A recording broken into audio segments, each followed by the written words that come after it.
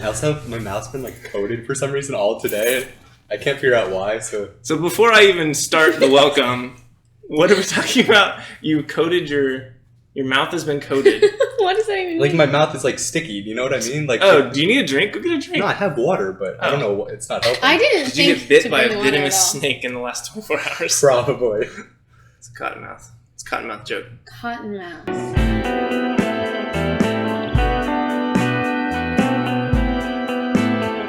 Welcome to the Pathfinder Scripted podcast. This is the scripted version where everything we say has been predestined.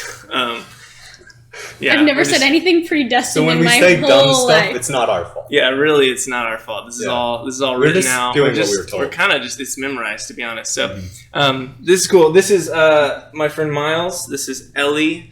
I'm John, if you don't know our names, and this is a very, very experimental podcast. And if you're seeing this, congratulations, it wasn't as terrible as we expected. So, with that, we just wanted to say hi, and then we're going to kind of just talk about some things. Ellie, how'd you get your sunburn? I was in Florida for a week, last week. What part?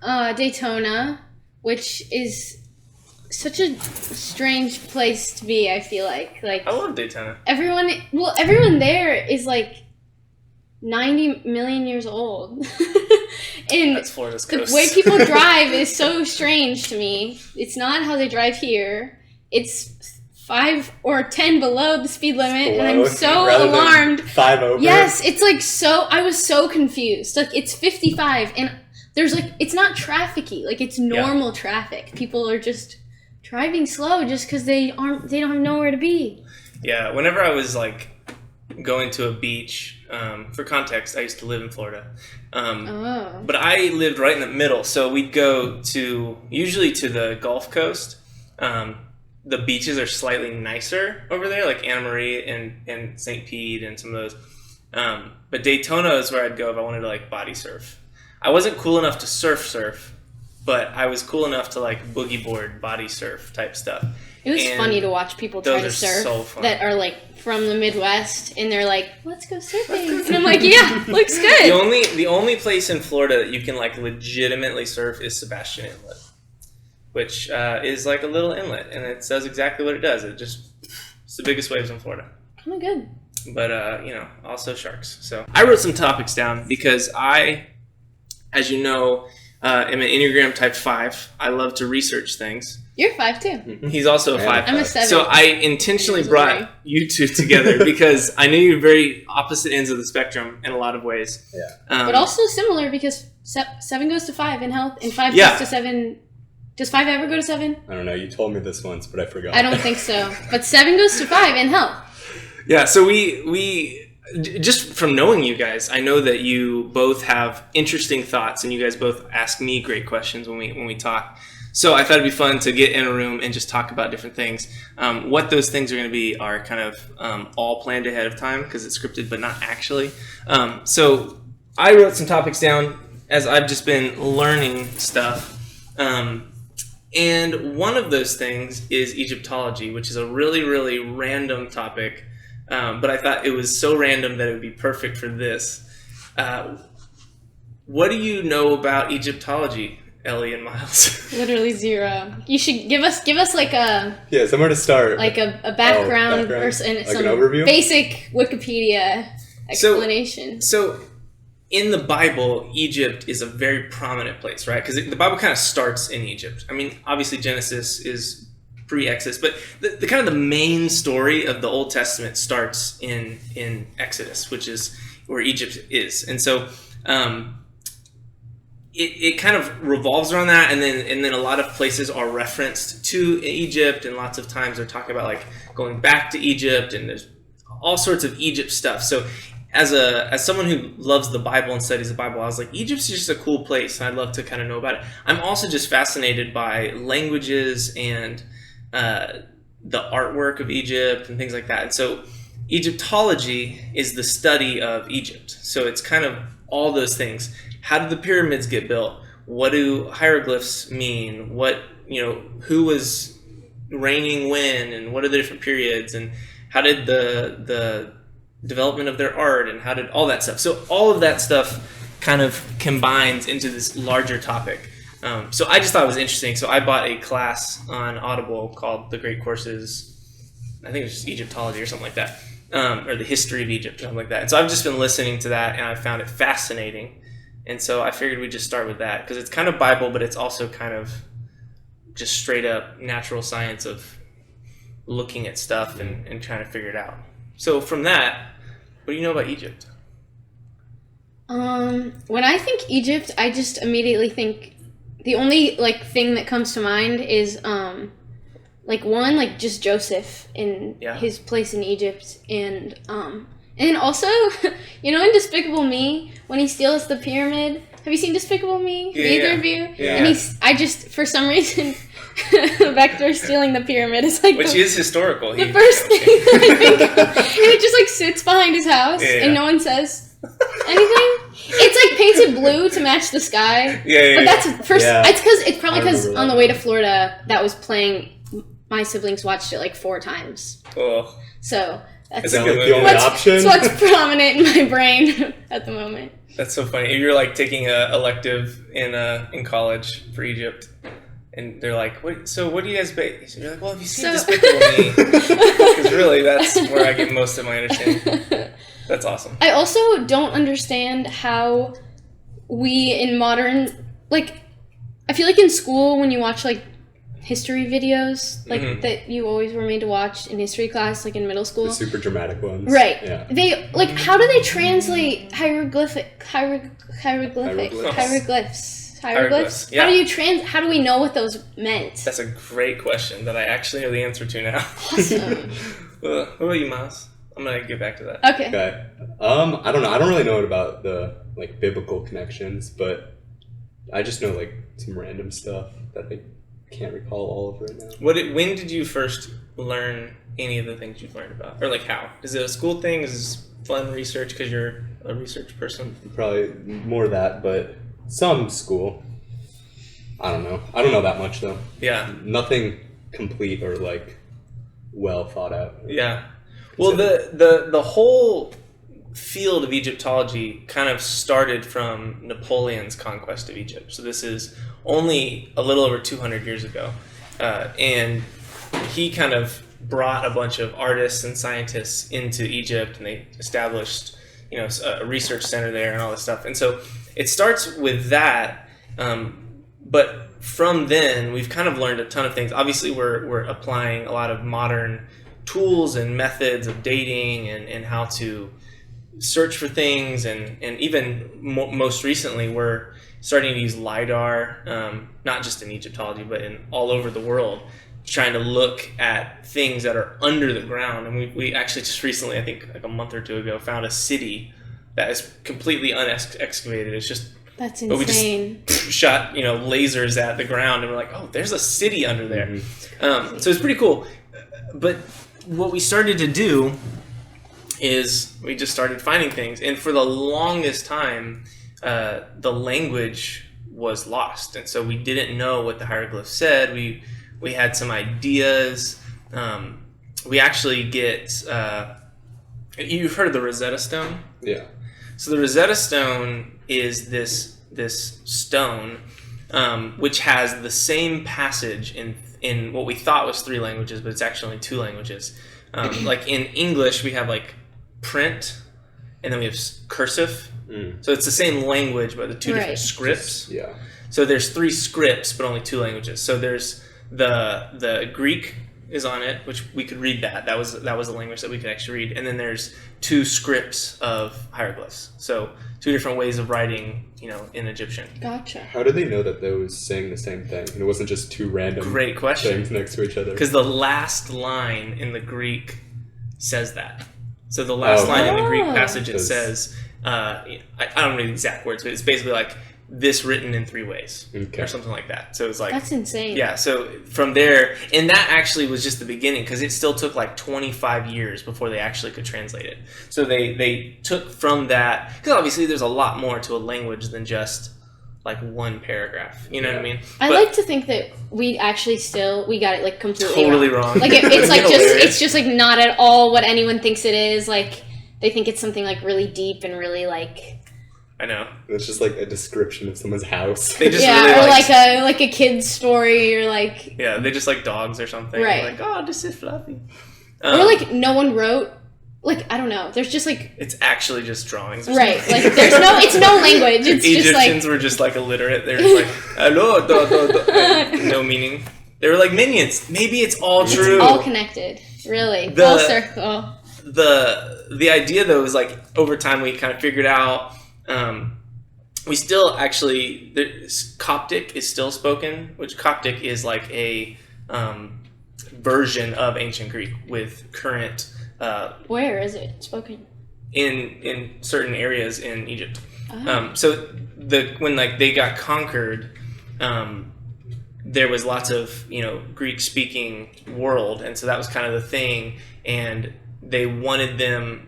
They basically took the lettering of Greek and transliterated what they could speak in Egyptian using Greek letters. Greek alphabet. So it's not the same thing as a translation because it's not translating. It's just going, okay, so how would we write these sounds in this new alphabet?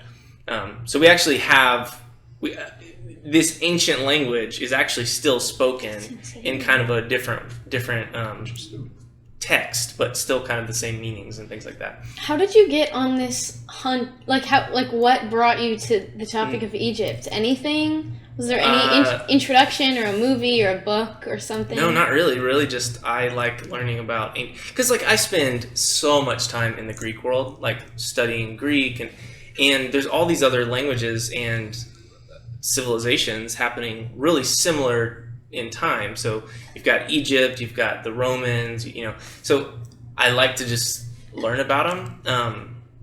But yeah, I mean, Egypt's kind of where a lot of that started. This is one of the oldest civilizations we have any record of. So it's kind of cool. And even the Egyptians, we only have so much record because of the climate. The upper. So Egypt's reversed. So Upper Egypt is south, Lower Egypt is north, because it goes by the Nile River, which flows south to north. So most of the records we have of Egypt come from the south, aka northern Egypt, where the elevation's higher, it's more deserty, it's more dry, so papyri and things like that don't dissolve and die. Where the delta, the kind of the finger area where the river splits, it's super marshy and moist and all that stuff. And so over a long period of time, most of the records and houses and things like that have all kind of been destroyed. So even in this field, we don't have a lot, which is also what you talked about with Joseph in the Bible.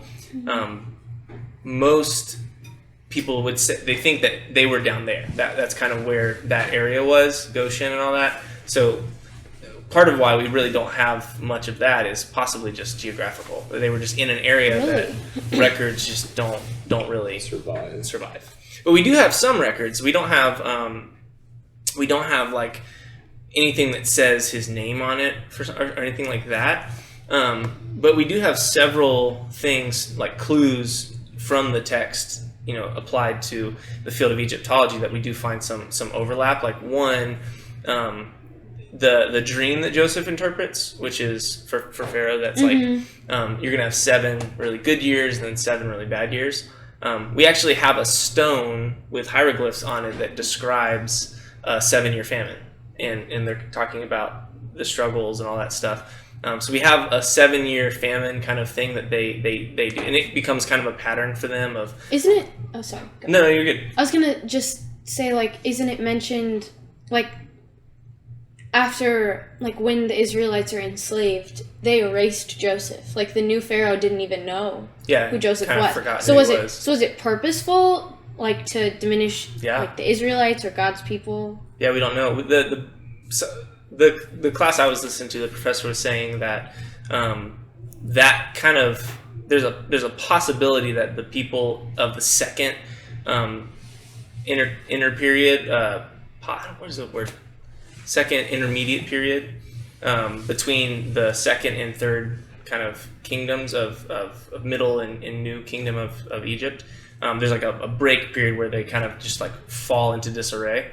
And in that period, they were kind of ruled by foreigners, but we don't have a lot of evidence of who those were. And so there's some thoughts of like that might have been the period of time where there was a bunch of foreigners in the land, and we don't really know exactly the period from like ruins or anything, but there's definitely some guesses. And then there's also the interesting thing of like some of the names kind of line up with the in traditions. Like Egyptians thought that all dreams had meaning, so they just believed that all dreams had meaning. And so, but it wasn't really that, you know, it wasn't special that dreams had meaning, but it was special that Joseph could interpret them. Gotcha. And there was actual like professional interpreters.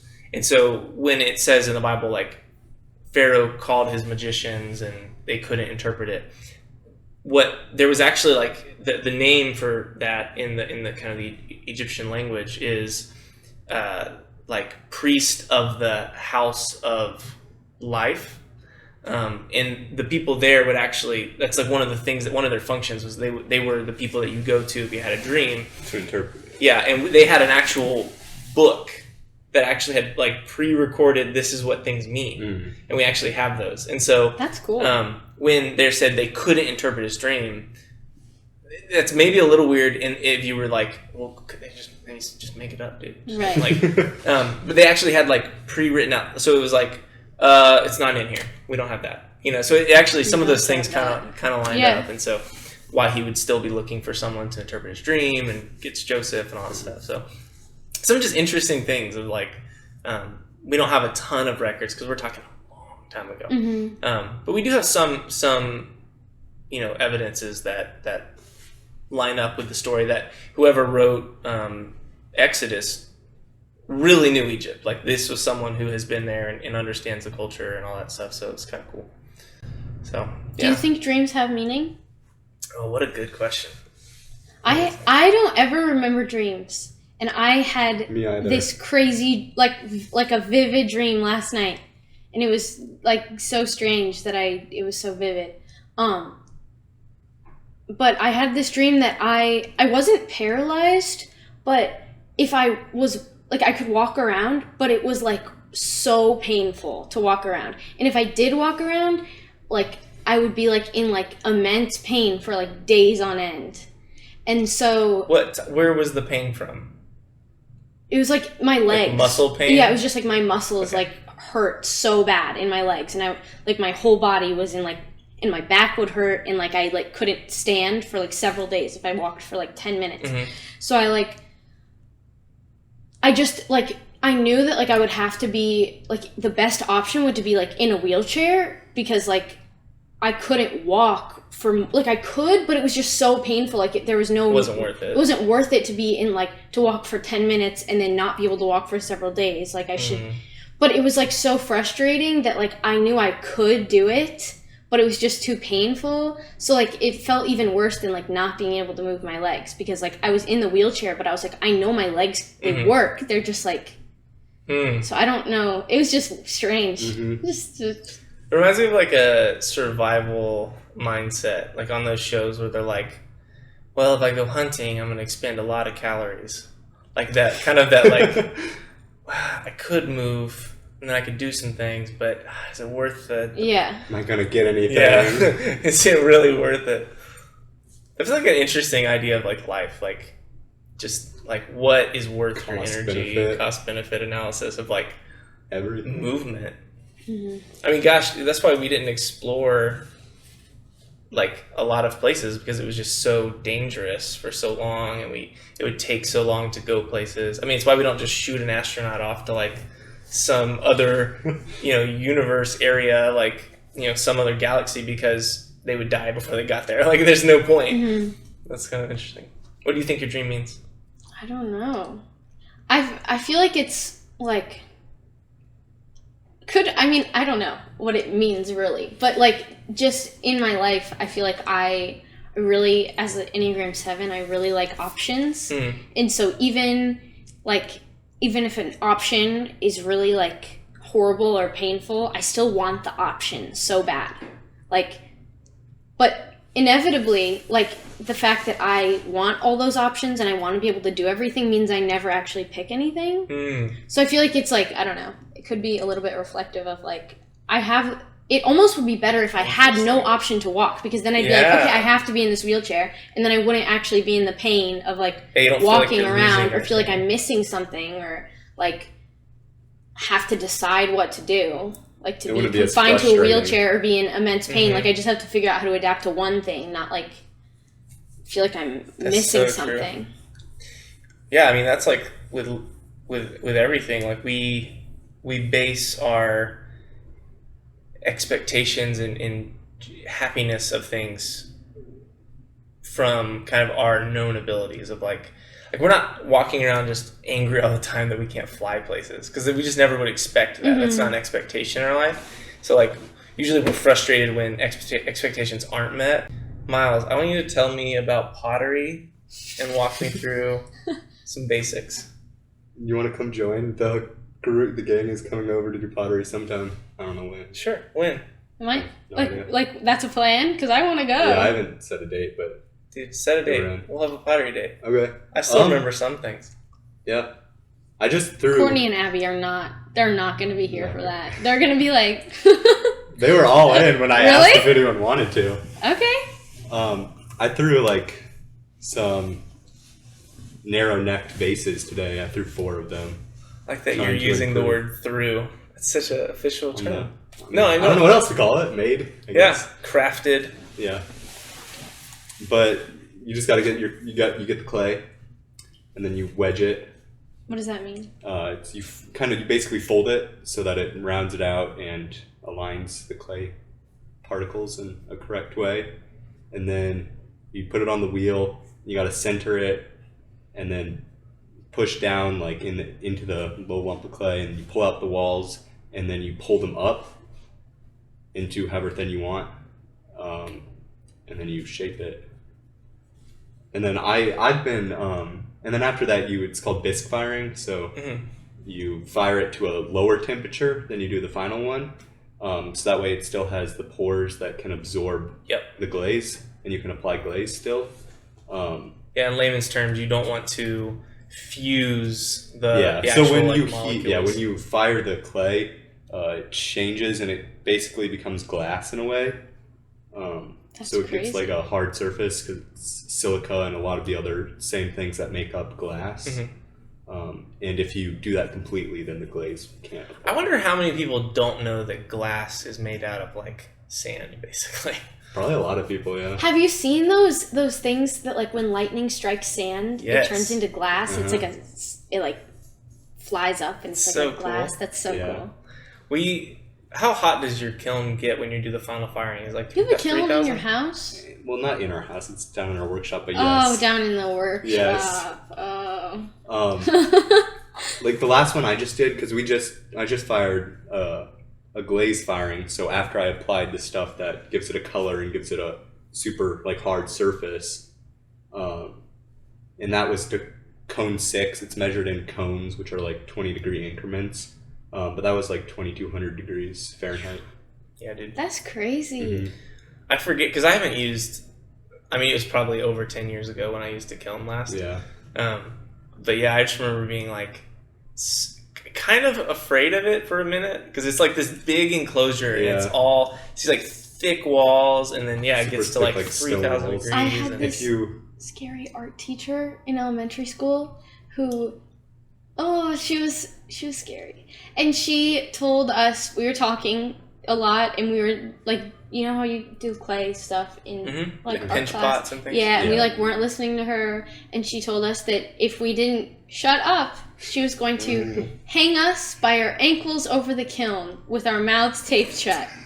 So you have personal firsthand experience. I was like, oh gosh, with the fear I didn't even know like that how it could get that hot or like what that really meant, but it was like it like makes your oven look like nothing. Yeah, it's when crazy. You can take out the little plug, and at 2,200 degrees, it's like bright orange, almost white. Yep. That's crazy. I mean, you think of like a pizza, like an oven that you would cook like a frozen pizza. You usually do that at like 400, 425 degrees. Yeah. We're talking like 5 times that heat. Mm-hmm. The interesting part is when you do the initial firing, there's a lot of water in the clay, because that's how the clay works, is it's particles suspended in water. So after you throw your pot, you let it sit out and dry for a couple days, and then you trim it. So you like clean up the bottom and the stuff that was messy from the wheel, and then you let it sit out for like another 2 weeks, and it's called bone dry. So all of the non-molecularly attached water, so all of the water just like freely in there, is evaporated, but you still have some water remaining, as well as like water that's actually binded into the clay. So when you do the bisque firing, even to get to like 400 degrees, which takes your oven like really not very long, you have to do it over a course of like 3 hours.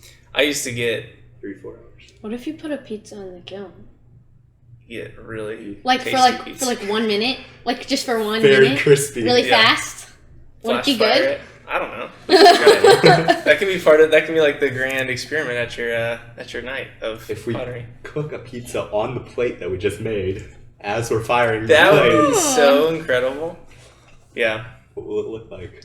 I used to get in trouble with my art teacher for like water. Like it was such a like they have to be completely dry. You will blow up every single person's, because like if there was like air or like air pockets or water, like because of the heat of the destroy kilns, everyone else's stuff. Yeah, they'll like explode because the water turns to water vapor, which gets much bigger in volume. And if that's trapped in a pocket, then it goes.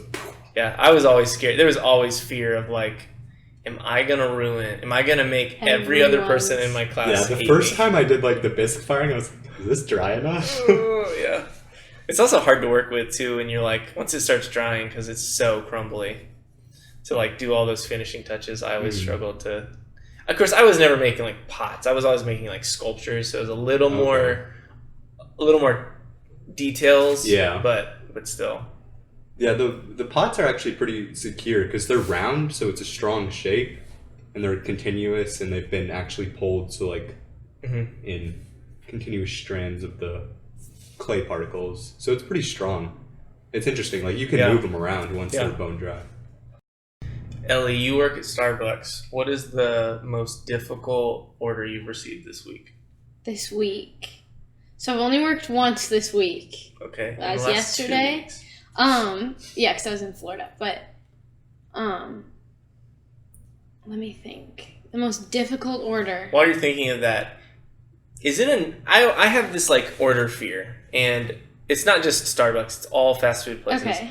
I can't stand feeling like a nuisance. Yeah. So there's certain people on staff, I won't name their names, her name, Hua, that like has sometimes, because of like dietary things, complicated orders where it's like, I want this, but remove this, and then can I get this, and then also can I get a double whatever, and it just stresses me out because I want to walk up and I want to go, I would like a number 2. Yeah. Oh, totally. Same. So, as someone who's receiving orders from Starbucks, which is like constantly really ridiculous names and change outs and so stuff, much. Is it annoying? Is it, or is it really just not that big of a deal? So honestly, it depends on the modification, because there's certain things. I think if it's really long, because there's this one woman in her, so you know when you get like your Starbucks order and there's the sticker that says everything on it, that is in your drink. Hers is 2 stickers. It doesn't fit on the sticker. So we love her. She's awesome. But like when it's something that's like super long, it takes more time because just to read it all and to remember it all. So that's like a little bit frustrating. But if it's just like pumps of syrup and like then it's like mostly fine. But the things that are like, I don't know for anywhere else, but like at Starbucks, just the things that are specifically annoying is like when people ask for things double blended, because that takes a lot of time to blend it twice, and it's usually things that we don't normally blend, and like the blender just doesn't like it, and it's like it's not like as routine. It doesn't, it's not the same like muscle memory for me. So you have to like go out of your way to like go over to the blender on the other side of the bar, and like and it takes a long time, which especially in like when you're trying to make drive times, it's like do you really feel like frustrating. double blending things really affects it very much. No. I was like, it makes the ice slightly smaller. Yeah, but some people, they ask for like refreshers, I'm not giving anyone ideas. This is not, it doesn't even taste good, so don't do it. But it's like they'll get a strawberry refresher with the ice and then just have it blended together, so it's like a slushy. Gotcha. But it's like not good. Like just get a frappuccino if you want a blended drink. Yeah. So double blended, or if you add cold foam, that's really annoying. Cold foam. You do that. So like, have you had like a cold brew with cold foam before at Starbucks? I've had a Concept. cold brew. So it's like foam. cold brew, and then we use like sweet cream or like milk and like different syrups and stuff. So it's like sweet or like tastes different. And then we put it in like a blender, and it gets like thick. It's like thick foam that you put on the top, and that's what like the sippy lid is for. That's like why we use the sippy lid. Yeah. Because then you can have the foam on the top with each like drink of cold brew, and that's like the function of the I lid. like those lids too. Yeah, people like to ask for them when they don't need them. They don't need them. It's not like saving the earth or anything either. It's still a lot of plastic. Well, Starbucks changed their lids like maybe 4 years ago, because for the longest time, Starbucks lids were the worst at leaking.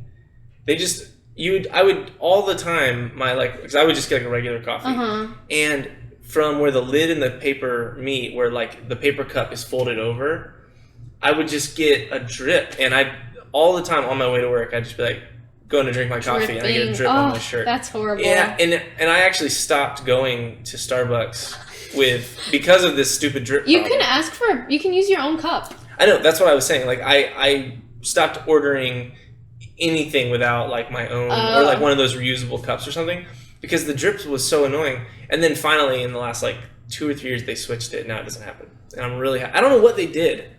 I genuinely don't know what the change is. Sometimes the lids change. Like we'll get a new like pack of things, and they're just they're just a little different. Yeah. So I guess they just. That was it. That used to be.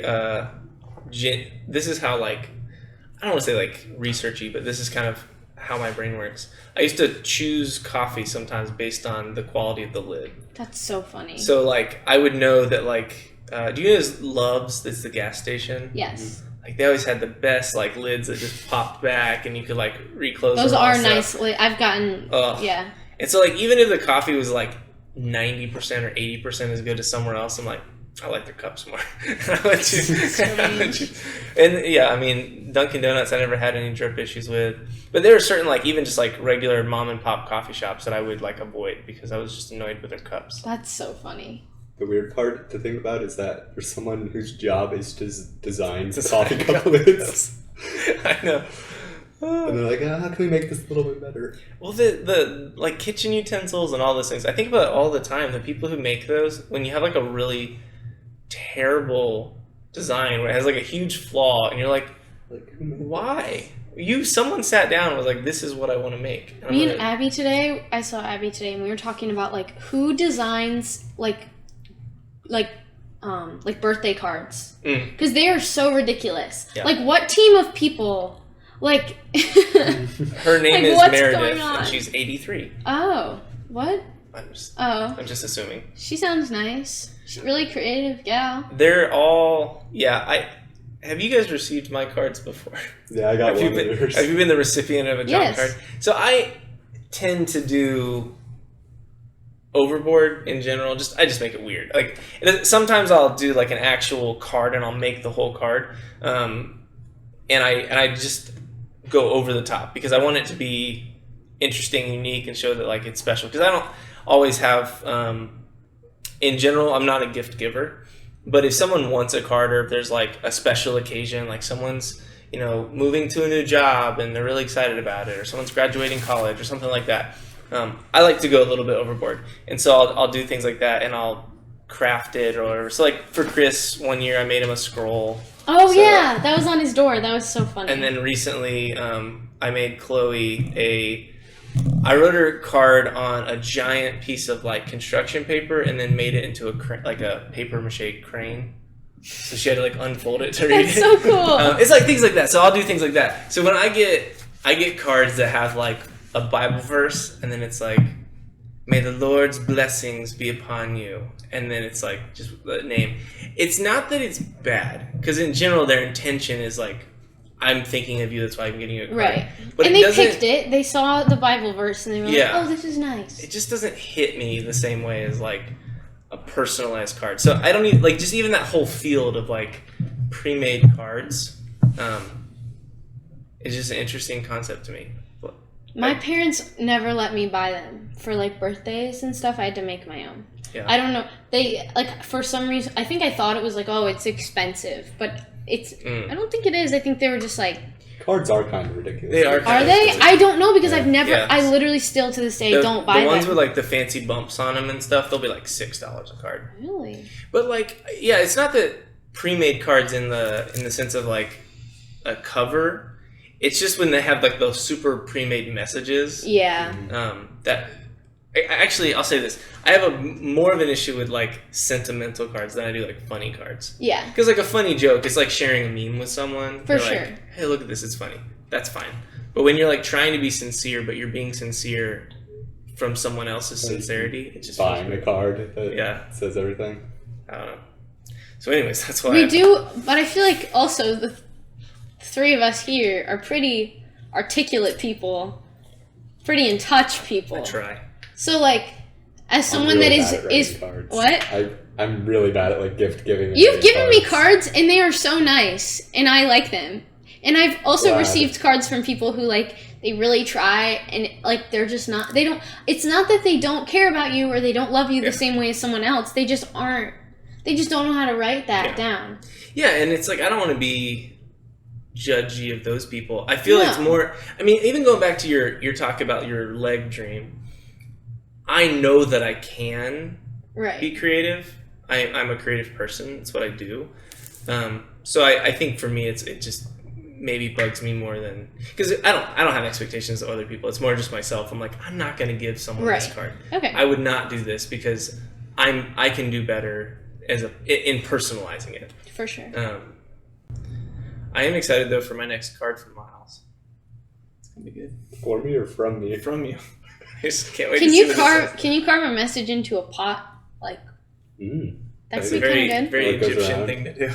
I'm gonna cover it in hieroglyphs. Please do. You'll have to decipher it. You I would. You too would. I have a sheet that has like all the Translations. how you do it. And what's cool with hieroglyphs is there's 3 different ways to write it.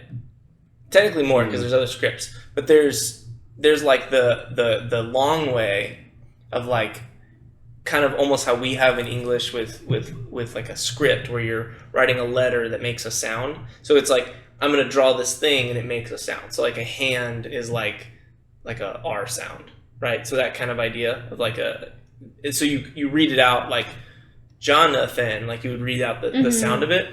There's a shorter hand way, which is like you kind of just you'll like start a few letters, like you'll say like a couple letters, maybe the first and last sound of the thing, and then you'll just draw what it is. So it'd be like but, and then draw like a boat or something like that. That's a really bad example because I said the word but it's okay. Some of it maybe was intentional. I don't know. So, but like that sort of idea where instead of writing out all the symbols to sound out the word hospital, you'd be like, tsk, and then just draw like a hospital or something like that. So there's like that way, and then there's just the super super shorthand way, which is just like just draw it. Like this is what we're doing. It's like sign language, kind of like how you can write things or you can like spell out words. Yeah. And I'm pretty sure this could just be my limited knowledge, but there's like some things you have to spell out. I think so. Or you don't know the word for it, so you spell it out, or like, and then there's also just like you kind of act out like there's a symbol for it. You can just start doing charades. I don't know this one. Yeah, and they would do like they would draw like a line under the picture ones, so you would know which when ones it's are saying which. Yeah, and then you'll see that on like some text because when you're dealing with a big stone, you only have so much space. Mm-hmm. So sometimes they would start longhand and they get like towards the end. You just like writing a birthday card, right? And you get towards the end, you're like, I don't have enough space. So then they would start shorthanding towards the bottom. That's interesting. And then the only other cool thing I learned about hieroglyphs that I thought was interesting was that they can be written in any direction. Oh, I did know Yeah. that. Yeah. So they don't have to be written like in English we write left to right, and like certain, like Japanese, a lot of times they read the other way. It goes up down. Yep. Yeah. With hieroglyphs, they No can rules. go left, right, up, down.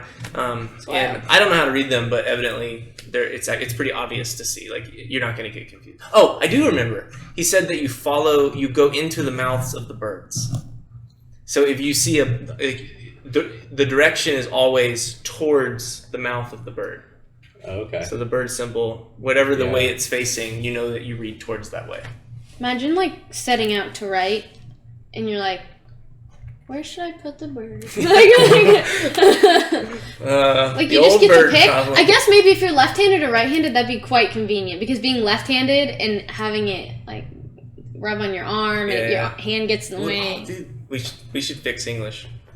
Facts. We should. Yeah, we really should. Draw like little bird doodles on top of I'm the letters. actually just gonna start writing the other way and just write at the top like follow the eye of the bird. Gosh, Oh, that's right. You're left-handed. Yeah. that'd be so. I can't even imagine having to write words backwards, like quickly. I mean, it's even like saying the alphabet backwards is hard enough, but to like write my name starting with an Can you N. say the alphabet backwards? I used to be able Absolutely to. not. Z Y. Isn't that a thing? T-U-V, something like that. I don't know. Courtney Barger can do it really well. Yeah, I could in high school. I can't anymore. I'd have to think about it. When I'm like thinking of like a letter in the alphabet, I have to like go through the whole thing. Yeah. I can't C just D E like F G pick H one I J out. K L. Okay. I wonder if it's like because we learn things in relative order instead of exact order. Probably. Like we learn it based on, like I couldn't just say a letter and say what number it is. I couldn't be like P, Yeah.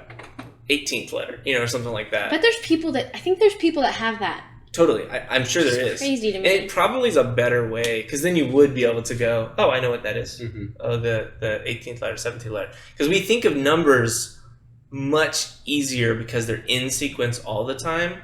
Where letters, when we think of like a P, we don't always think about O's and N's around it, but it would be really easy if we knew that P was 17 and O was 18. We're like, oh, well, I know the next one is I don't know. I feel like that would be like maybe even a better way to learn the alphabet. But I don't know, because I'm making that up on the spot and suggesting it out into the world. Who decided alphabetical order too? Like, why do we use it for a lot of things? I feel like maybe just in high school, everything's like alphabetical order. Line up, everyone. Yeah, but it feels very prevalent in my life at the moment, at least. And like, for what? I don't know. Just for an illusion of For an order, illusion of I order. guess. Yeah. Yeah, I guess it's just easy.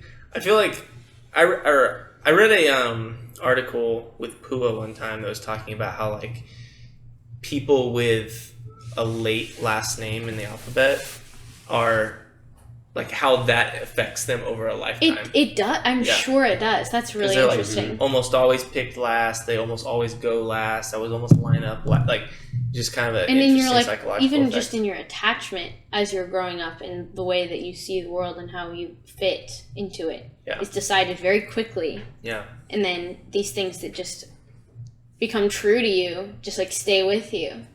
Yeah, I remember from a very young age, I got split up from in like third. It was like there's like 2 third grade Sunday school classes, and me and my friend were in opposite classes just because of our last name, and I was always so mad about it. I'm like, it doesn't matter. It's just a letter. That's the worst thing. Let me be my friend. It's just a letter. Yeah. There's this experiment that happened. I think it was like 2011 or something like that. I saw it in a short little video that I saw on TV. But it was basically this pair of goggles that had like prisms on them or whatever. So it was like a reversed... Yeah. So what they do is they just flip your vision. So when... For what? So when you just look straight, I'm seeing the whole room upside down. So like when I think of I'm holding this cup, and your frame of reference is always you see your arm on the bottom, and your arm goes up, and when you drink, you lift up and you go towards your mouth. Do you get down. Yes. Is there videos of people Yes. navigating in those? That's so funny. So it's your arm would be like on the top, and you're like pushing down to get to your mouth, because obviously you're still on the ground. It's all just perception, but it's this weird thing, and it's so funny because there's these videos of these people that first put on these upside down goggles, and they like can't walk. They're like, I'm standing on the ceiling, like you know, they're looking down, Oh my but it's gosh. looking up, and it's so mind bending. And even things like they would the researchers would challenge people to like, hey, pour a glass of milk, and so they're like, there's a cup target which is upside down for them. Oh my gosh. And they're trying to pour milk, so they're turning opposite, but the milk is flowing upwards, trying to shoot it into the glass. Now I want to get these. It's so funny, and they can't. It's just like so hard to do it. But I brought it up because the transition, which was cool, because people wore these for several days. So like literally can't That's do life ruining. Yeah, legitimately can't do anything. But within even like 8 hours, they started to be able to like adjust, and they started to figure it out. And then people that wore it for like about a week, Good to go. their brain just flipped. Their brain just like, this is normal. I can do absolutely everything I used to be able to do with this perfectly fine. Like your brain just like fixes it. And it was just an interesting topic, because when we went into isolation with COVID, I think the world like flipped upside down a little bit. Like everything that you normally would do, you couldn't do. Like you couldn't go for a hug when you greeted someone. Like it was the complete opposite. It was like, hi, I'm going to stand away from you now. Yeah. And just like everything was flipped and everything was weird. And I just was thinking about these goggles, because I had recently seen them again in like a climbing video I'd watched. Someone was trying to climb with them. That's so funny. And I was just like, that's such like a human thing, where we can be totally shaken up. Tragedy can happen. Our world can get flipped upside down, but it just gets better. Like we always can adjust. It doesn't always come back perfectly or anything like that. And there's some things that go and never come back.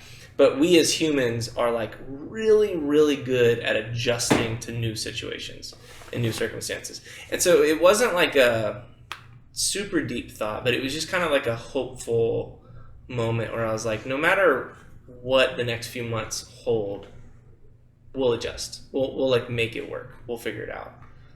That's what history has always told us. That's what silly goggles has told us. Is that we just adjust, we figure it out. And I don't know, it was just an interesting thought I had based on a video I saw 10 years ago. I wonder how it'll affect like our generation's like problem solving skills and the way like even just the way we view everything. Just like this, I feel like it's even more like it'll just make us more innovative. Like everything is like we can just adjust.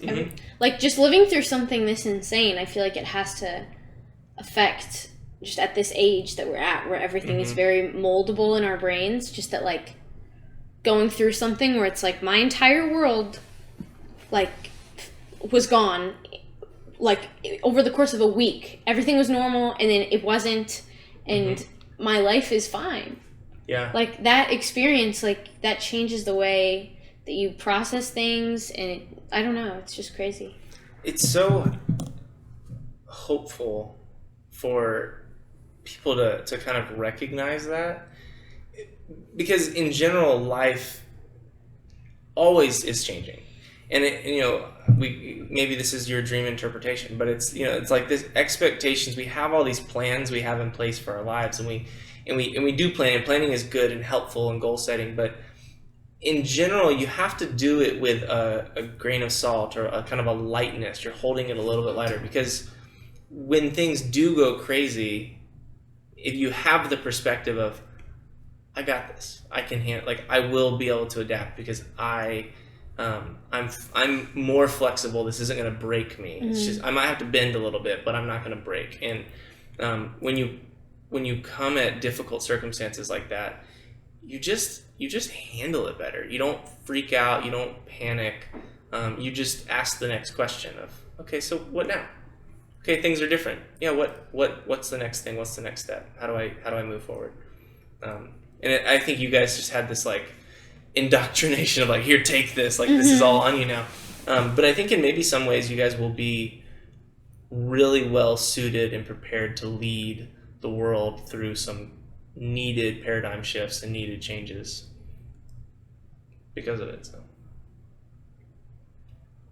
that's good to end on, maybe. Cool. Well, we learned a lot today. We learned about Egyptology. We learned about clay and pizza ovens. We learned about dreams and legs that don't work and the pain of that. So, yeah, you heard it here first, folks. Have a wonderful day. This is John signing off of Pathfinder Scripted.